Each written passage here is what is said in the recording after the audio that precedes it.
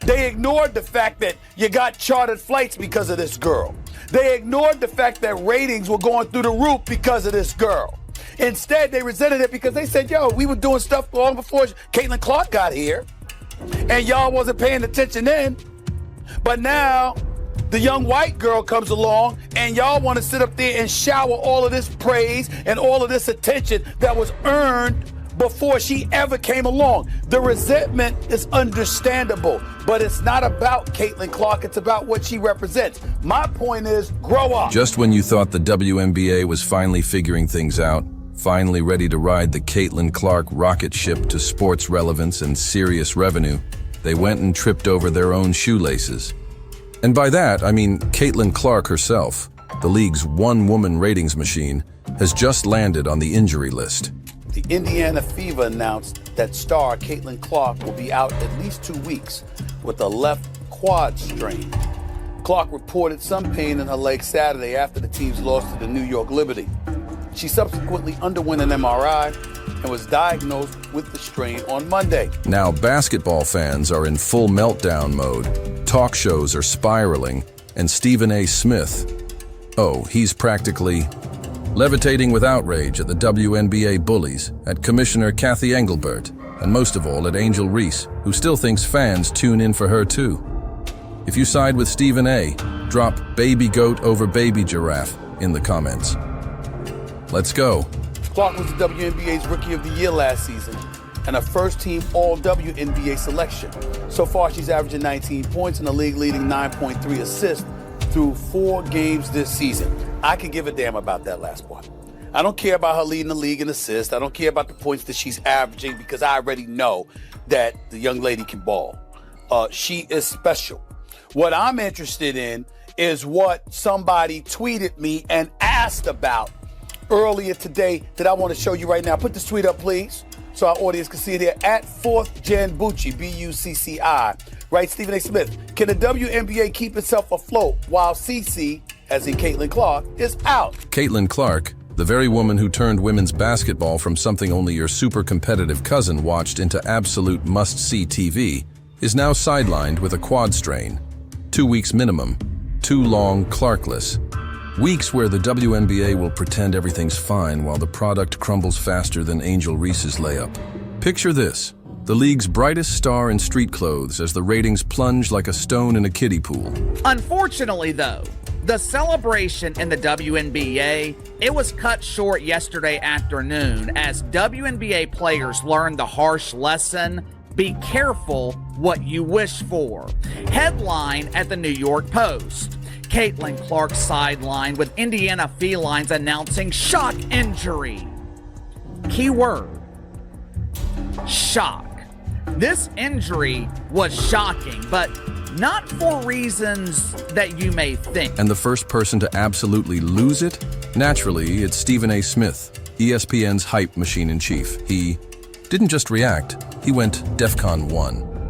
While other voices in the league gave their best polite shrug, Stephen A. came in like a human Molotov cocktail, torching every bad take and decision that led to this. And let's be real, someone had to. Everyone else is out here whispering sweet nothings while Caitlin Clark is the real reason their paychecks cleared. Fanatics also reported a 100% increase in sales for WNBA-specific merchandise. It started with Caitlin Clark.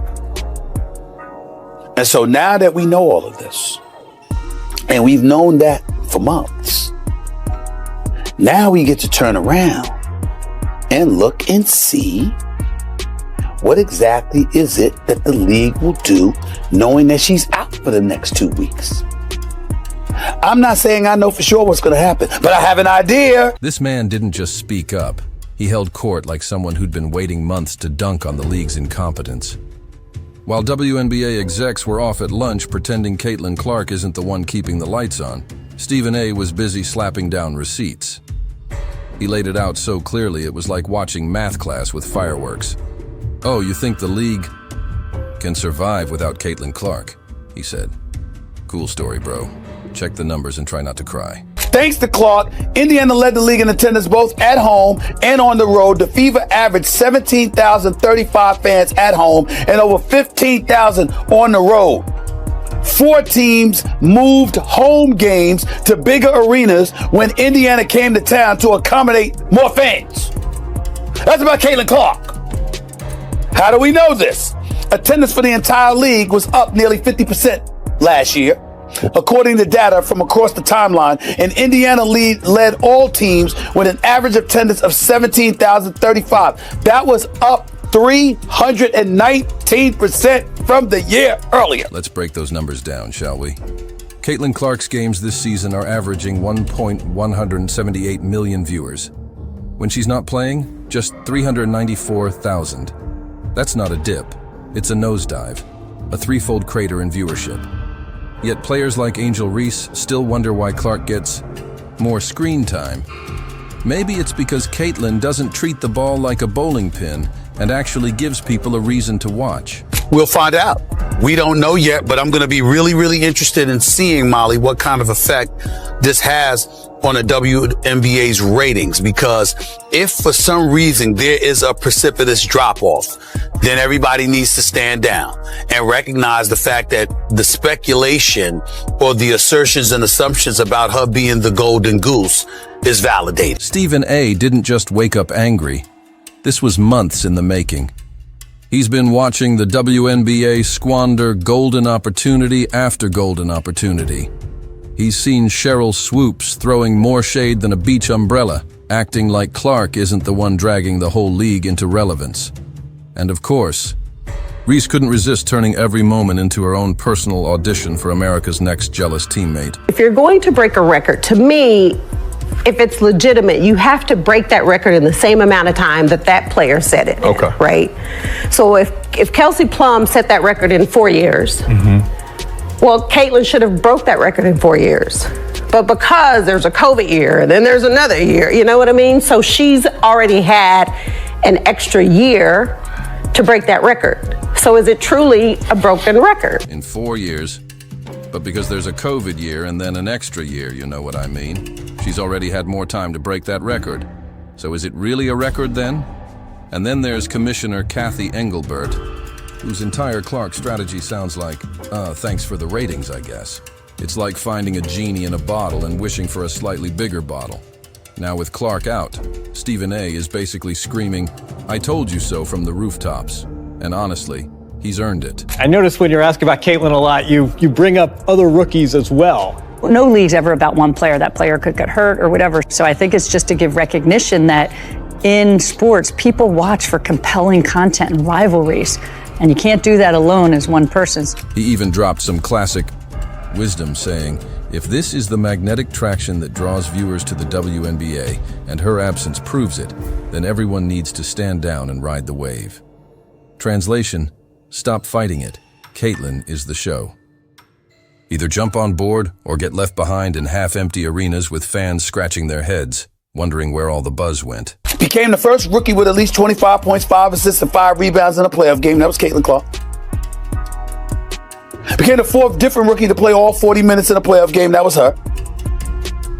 I'm looking at other things. 6 different league television partners. This is last year. This is last season, because this is Caitlin Clark that we're talking about. 6 different league television partners set viewership records that year, her rookie year, for its highest viewed WNBA game. Do you know every one of those games, including the Indiana Fever? Let's rewind, because the lead up to this disaster has been a masterclass in league mismanagement.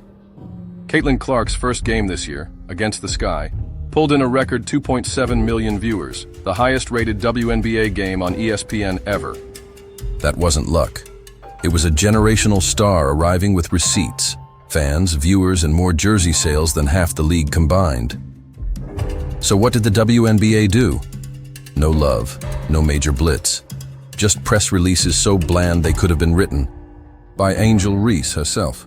It's like they were scared to admit one player was outshining a decade of group effort. Rising tide lifts all boats. And if this is the magnetic traction that draws viewers to the WNBA, and her absence over the next 2 weeks due to that quad strain is providing further evidence of that, then everybody needs to accept it, stand down, and ride that wave. I'm going to be really interested in seeing how the ratings are going to look without her over the next 2 weeks. Let's make sure we come back and ask me this exact same question after she's been gone for those 2 weeks. Let's make sure we revisit this question after her 2-week absence. Stephen A. saw it all building. Caitlyn's star rising, the league downplaying her, veterans side-eyeing her like she took the last slice of pizza. And now? The WNBA is scrambling, panicked, trying to fill the void left by the one player who brings in 1 million extra viewers just by tying her sneakers.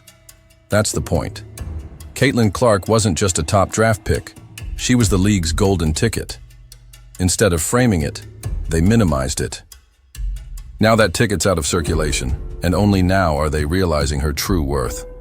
Meanwhile, Stephen A. is just sitting there like, "Told y'all, you don't build a castle and act shocked when the queen moves in."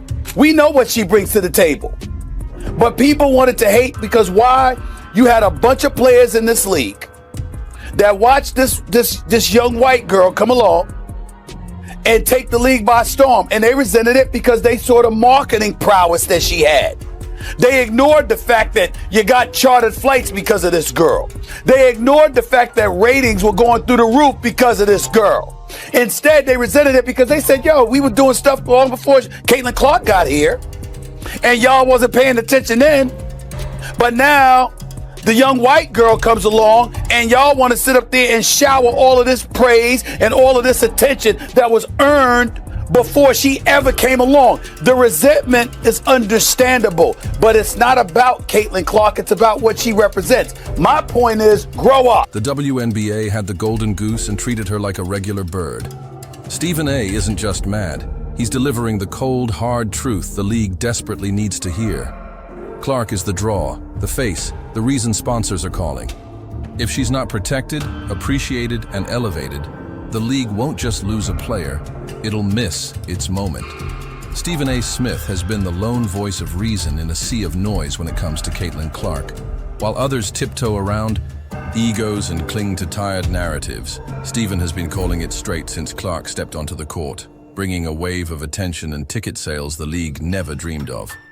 He's been her loudest champion, because unlike the jealous murmurs from some ex-players acting like her success is an insult, Stephen recognizes greatness when he sees it. There's real resentment out there, he said, and wow, has that ever become clear? Look, I think Stephen A. is 100% correct on this. At the end of the day, you already see people actually saying, hey, I'm not watching for 2 weeks. I'm not tuning in for 2 weeks.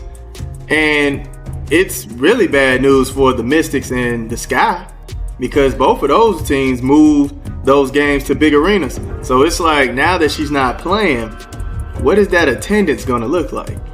The viewership, right? The viewership is going to plummet. I already know, because majority of the people that's watching the Indiana Fever wants to see Caitlin Clark. And sad to say it, a lot of them only want to see Caitlin Clark. They don't really care about the entire team. Now the prophecy is unfolding right before our eyes. Clark isn't missing some throwaway Tuesday night game against a team nobody remembers. She's out for marquee matchups, the kind ESPN builds its schedule around. Her highly anticipated rematch with Angel Reese, gone. Multiple primetime national broadcasts, kaput.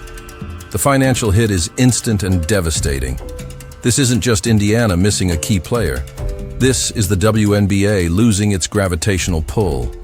Clark isn't just scoring points.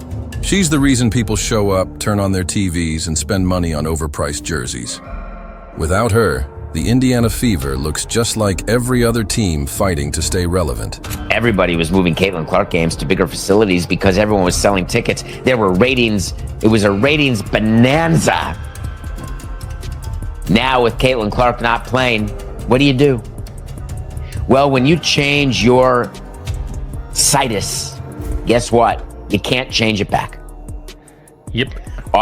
The tickets are literally half the price, and there are entire sections of the stadium that have not sold any tickets. But what really has Stephen fuming, what's got him absolutely cooking, is that this was completely avoidable.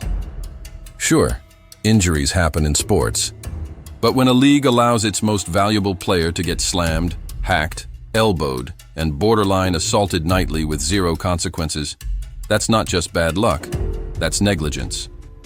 The hits Clark's absorbed this season wouldn't be out of place in an NFL reel. And the WNBA's response? Shrug. Part of the game, they say. Meanwhile, Stephen's probably breaking his remote yelling, "Protect her." And who could blame him? He's watching the league's lone superstar get treated like just another rookie. It's not just frustrating, it's malpractice.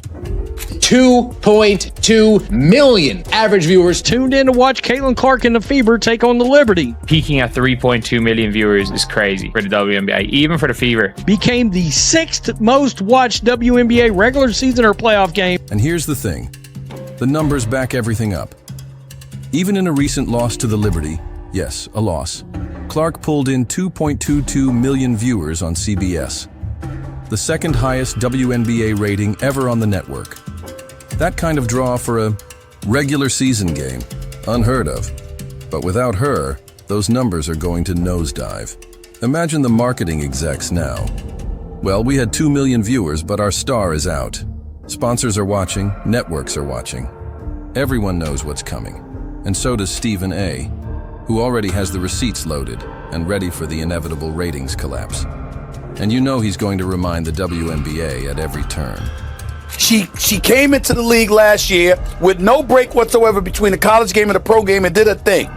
Ended up as an all-star, ended up being 4th in the league in MVP voting, was the clear winner for Rookie of the Year. No competition whatsoever in that regard when it was really all said and done. We know what she brings to the table. But people wanted to hate because why? You had a bunch of players in this league that watched this young white girl come along and take the league by storm. And they resented it because they saw the marketing prowess that she had. What stings even more is that it didn't have to be like this. If the league had just embraced what was obvious from day one, that Clark is the engine driving the whole operation, things could have been very different. Instead, they downplayed her rise, acted like her success was a fluke or, worse, something to be embarrassed about. All while Clark was packing arenas, boosting ratings, and reshaping the image of women's basketball in real time. And now that she's out, all those critics who dismissed her impact are about to get a very real education in just how wrong they were. Higher television ratings, higher attendance figures. Ladies and gentlemen, that doesn't come courtesy of a league. It comes courtesy of the players that play in the league. And in her case, she was the most popular, which means she could have helped your bottom line, which means you should have seen that from day one and maximized it. But you didn't do it. Clark wasn't just good for the league. She was revolutionizing it. People who never once cared about the WNBA were suddenly tuning in. Families were planning vacations around Fever games. But now that she's sidelined, those same fans are already checking out. Stephen sees what's really at stake here. This isn't just about a quad strain. It's about whether the league can recognize and protect a once-in-a-generation star before it's too late. Stephen knows what the WNBA leadership won't admit. Clark is the link between the league's struggling past and its explosive potential future. Without her, they're right back to begging networks for airtime and praying fans show up. Clark wasn't just a player. She was a brand, a show, a movement. And now, she's gone. And the bridge she built to the mainstream, closed for repairs. That's not a setback, it's a full-blown crisis. You literally cannot make this up. When she's not playing, ticket prices, merchandise sales plummet. Viewership declines when she is not suited up in uniform. The numbers do not lie, guys. Caitlin Clark is the biggest box office attraction in the WNBA, period. Facts over feeling. And let's be honest, this all could have been avoided. With the way Clark's been targeted, cheap shots, flagrant fouls, borderline assaults, you'd think the league would have stepped in to protect its top draw. But no, they let her take hit after hit while hiding behind vague statements and meaningless penalties. And now Stephen A's got the bullhorn out, yelling, "I told you so," while the league scrambles to do damage control. Clark's fan base? Furious. Many are already vowing to boycott until she returns. Social media is flooded with fans saying they're done watching until she's back. And who could blame them? If Caitlin Clark was the reason you tuned in, why? Stay when she's gone? Watching a WNBA game without Clark is like ordering pizza and getting a salad. No excitement, no flavor, nothing that made it special in the first place. Became the first rookie with at least 25 points, 5 assists, and 5 rebounds in a playoff game. That was Caitlin Clark. Became the 4th different rookie to play all 40 minutes in a playoff game. That was her. I'm looking at other things. 6 different league television partners. This is last year. This is last season. Because this is Caitlin Clark that we're talking about. 6 different league television partners set viewership records that year, her rookie year, for its highest viewed WNBA game.